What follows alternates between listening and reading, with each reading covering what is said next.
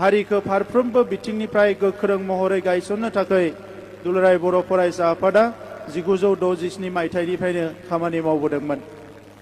बे गोलाव समाव गोबां रोखोमनि जारिमिन दुलाराय बर' फरायसा आफादा सोरजिनो हाबाय। एसे आगोलाव इउजि ब्रह्म बिथाङा नोंथांमोननि सिगाङाव फोरमायनानै होलांदों।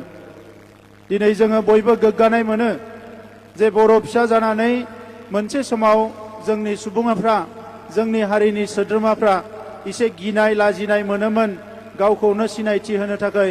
नाथाय दिनै जों गावखौनो बर' बुंनानै लानो थाखाय, बर' होननानै सिनायथि होनो थाखाय गोग्गानाय मोनो। आरो बिनि थाखाय आङो गुबैयै थांनाय गोलाव समाव 5,000सो सुबुङा जिउ गारनो गोनां जाबाय जोंनि सोमावसारनायाव। बै सोरगोआरि गासैबो मुंख्लंफोरनिसिमबो आङो दिनै आंनि खुलुमनायखौ बावहरो। मानगोनां रायजोफोर, मुलुगाव थांनानै थानाय गुबुन गुबुन हारिफ्रा गुबुन गुबुन जारिमिन दङ। सोरबा 100, 102, 103 बोसोर, 600, 500 बोसोर गाहाम सोमावसारनो गोनां जादों गावनि हारिनि थामोनथा रैखाथिखौ लाखिनो थाखाय। दा बर' हारियाबो जोङो 50 बोसोरनि बारा जाबाय जोंनि थामोनथा जोंनि सिनायथिखौ फोथांनानै लाखिनो थाखाय सोमावसारनाया। नाथाय जोङो फेलें जायाखै। जोंनि सोमावसारनायाव मोनसेनि उनाव मोनसे जोङो एचिभमेन्टखौ जोङो फिथाइखौ मोननो हादों। आरो बिनि गुबै जाहोना जाबाय जोंनि हादोरा मोनसे डेम'क्रेटिक हादोर, सुबुं दारा खान्थिजों सोलिनाय मोनसे हादोर। बे हादोराव मोनसे जोबोद गोख्रों मोनसे संबिजित दङ, मोनसे कनस्टिटिउसन दङ। बे संबिजित आरो कनस्टिटिउसननि गेजेरजों जोङो दिनै भारताव थांनानै थानाय जोंफोरबायदि ट्राइबेल माहारिफ्रा, उन्दै उन्दै माखासे हारिफ्राबो दिनै मोजाङै जाय नांनो रोंदों, मोजाङै जाय बिख'नो रोंदों, मोजाङै जाय राजखान्थिफोरखौ गेलेनो रोंदों, बिथांमोना गावबा गावनि मोन्थायखौ मोननो हादों। दिनै दुलाराय बर' फरायसा आफादनि जोनोम साननि जौसांनिफ्रायनो आङो जोंनि दैदेनगिरिफोरखौ साबायखर बावनो सानो गोसो गोरबोजों। मानोना भारताव गोबां हारि दङ जाय हारिफोरनि सुबुं अनजिमाया कौटिनिख्रुइ बांसिन, नाथाय बे हारिफोरनि रावा दिनैसिमबो भारताव गनायथि मोनाखै। नाथाय बर' रावा जोंनि सुबुं अनजिमाया खमब्लाबो, बर' राव रायग्रा सुबुं अनजिमाया भारताव खमब्लाबो जोंनि रावा दिनै 22 शेड्युल लेंगुवेजनि गेजेराव बर'आबो मोनसे शेड्युल लेंगुवेज। बेयो जोंनि थाखाय बेसेबा गिदिर मोनसे एचिभमेन्ट। दा बेखौ लानानै जोङो हारिखौ दिनै दानांगोन। मानगोनां रायजोफोर, जारिमिना मालाबा मालाबा गोमालांनो नागिरो बबेबा बबेबा हारिफोरनि। दिनै भारतबर्षनि गिदिर गिदिर गोजौ गोजौ हारिफ्रा, जौगासारनाय हारिफ्रा उन्दै उन्दै हारिनि जारिमिनफोरखौ खोमालांनो नागिरदों। बिनि थाखाय माखासे हाबाफारि सोलिगासिनो दङ। जायफोर बे एडभान्टेज मोनसे अबस्थायाव थायो, मोजां अबस्थायाव थायो, बिथांमोना सोरनिबा सोरनिबा जारिमिनखौ लासै लासै खोमोरलांनो नागिरो। नाथाय जोङो जोंनि जारिमिनखौ फोथांना लाखिनो थाखाय जों गोख्रोङै हाबा मावनांगोन। बर' हारिनि हारिमुवा थांना थागोन बर' हारिनि मानसिफोरनि सायावसो। बर' हारिनि रावा थांना थागोन बर' हारिनि मानसिफोरनि सायावसो। बर'नि जारिमिना थांनानै थागोन जोंनि मानसिफोरनि सायावसो।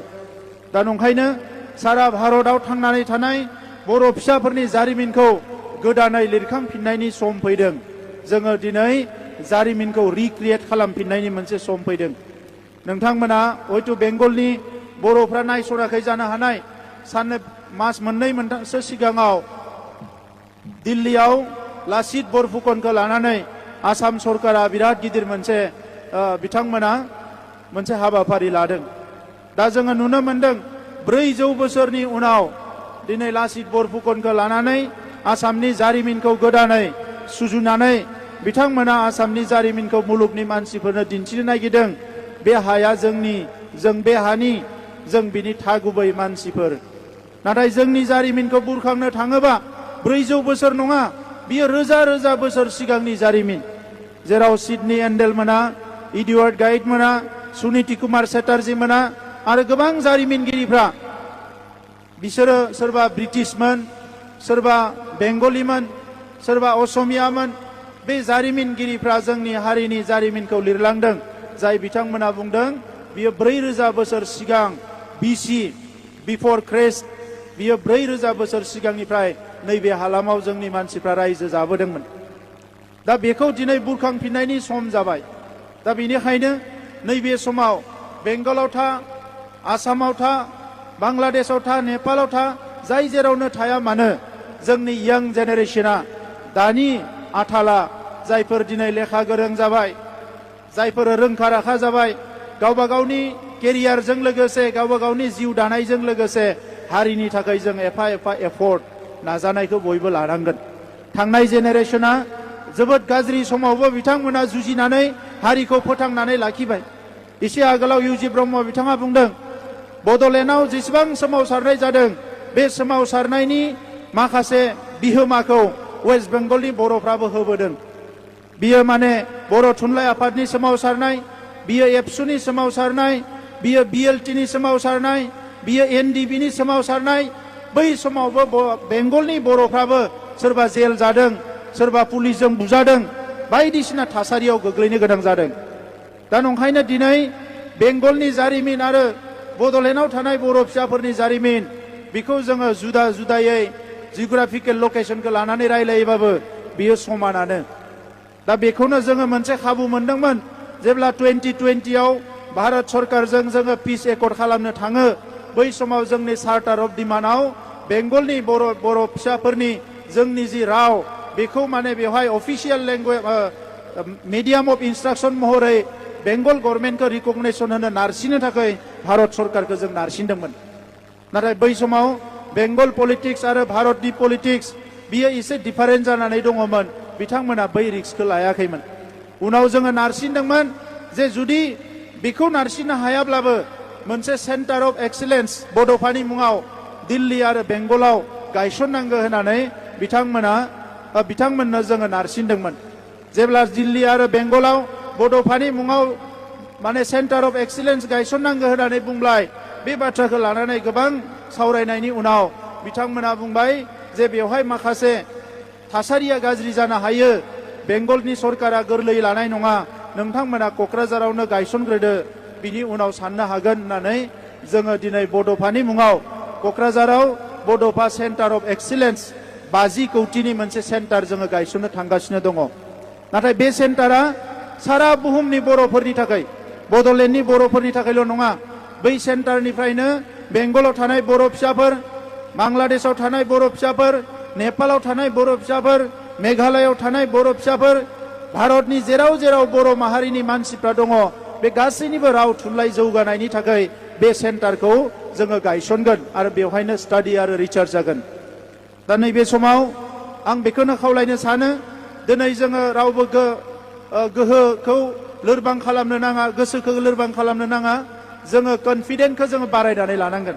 दिनैनि जुगा साइन्स आरो टेक्न'लजिनि जुग।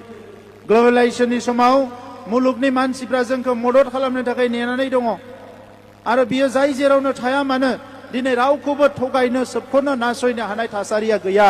मानोना जोङो बबेबा मोनसे नङा बबेबा ओनसोलावबाबो गोरायै गावनि खुन्थियाखौ गायसनना लानो हाबाय, जायनिफ्रायनोखि जोङो जेरावबो थांनानै खामानि मावनो हायो, जों खोथा बुंनो हायो।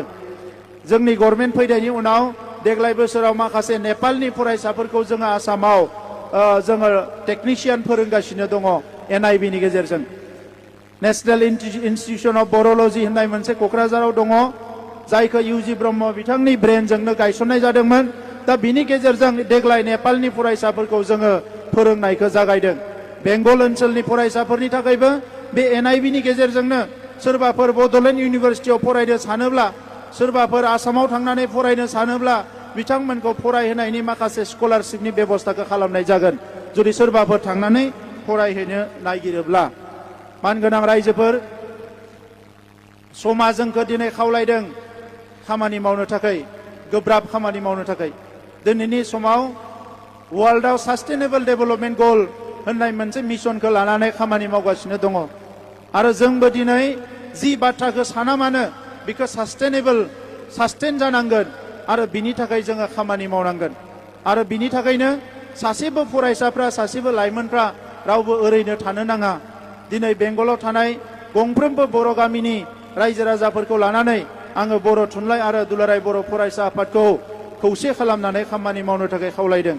एखमबा फिसा फिसौ गाज्रि मोनलायनाय जायो, बेफोरखौ जोङो हारिनि ग्रेटार इन्टारेस्टआव, हारिनि मोनसे गिदिरथार इन्टारेस्टआव जोङो बेखौ बावलांनांगोन बावैसो जोङो खेबनै सावरायबाय बेंगलनि माखासे रावनि जेंना सोलोंथाइनि जेंनाखौ सुस्रांनो थाखाय बोरैहाय हाबा मावनो हायो बैसागो खुंनाय समाव कलकातायाव सावरायबाय बिनि उनावसो आरोबाव मास मोनथामसो सिगाङाव खेबसे जोङो सिलिगुरियाव सावरायबावबाय दा बेवहाय गोबां बाथ्रा सावरायनाय जादों माखासे थांखि लानाय जादों बेबायदिनो आं मिजिंथिदों जे खम समनि गेजेरावनो जोङो खेबसे दुलाराय बर' फरायसा आफाद आरो बर' थुनलाइ आफादनि दैदेननायाव बेंगलनि चिफ मिनिस्टारखौ लोगो हमनो थाखाय नाजागोन जाहाथे जोंनि जेंनाफोरखौ सुस्राङो बेंगलनि गभर्नरखौ लोगो हमनो नाजागोन जाहाथे जोंनि जेंनाफोरखौ सुस्रांनो हायो आरो आङो खावलायगोन जे दिनै नैबे जेनेरेशना राव थुनलाइ हारिमु गासैबो जोंहा थांनानै दङ फैगौ जेनेरेशना बिनिख्रुइ आरो गोख्रोङै हाबा मावनो हानायनि थासारिखौ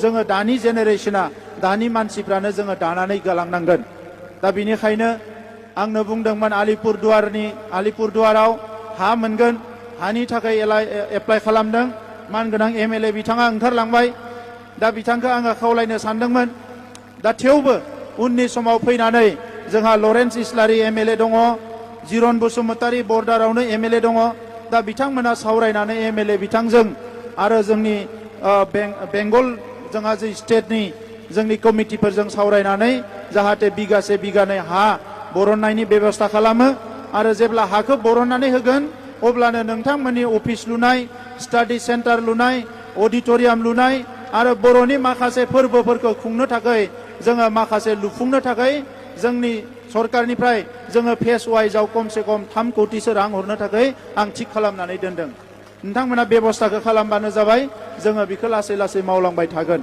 दा मानगोनां रायजोफोर दुलाराय बर' फरायसा आफादनि बागै आं गोबां बाथ्रा बुंनो सानाखै जोंहा आफादगिरिया एसे आगोल दसे उनाव बिबुंथि होगोन आंबो एबसुनि गोलाव समनि मावथिमोन हिसाबै आं नुबोदों जे बर' माहारिनि मोनफ्रोमबो बिथिङाव आखाइ होनो हानाय खामानि मावनो हानाय मोनसेल' आफादानो जाबाय दुलाराय बर' फरायसा आफाद आरो बियो लाइमोनफोरनि आफाद बे आफादजों इमोसन थाफायो एनार्जि थाफायो टेलेन्ट थाफायो भाइब्रेन्ट थाफायो गासैबो थाफाजोबो दा नंखायनो बे आफादखौ जों मोजाङै बाहायनांगोन दिनै बहाबा जौ जुवानि थासारि फैबाय ड्राग्स जानायनि थासारि फैबाय बेवहाय एबसुआ खामानि मावनो हायो सोरबा हारिया जोंनि हारिखौ नाख्रेबनो नागिरदों बेवहाय जोंनि लाइमोनफ्रा गसंनो हायो एबसुआ खामानि मावनो हायो सोलोंथाइनि एवारनेस होनो नांगौ जोंनि एबसुआ खामानि मावनो हायो स्किल डेभेलपमेन्टनि ट्रेनिं होनो नांगौ बेवहाय एबसुआ खामानि मावनो हायो दिनै खेराइ बागुरुम्बानि ट्रेनिं होनांगौ जोंहा लाइमोनफोरखौ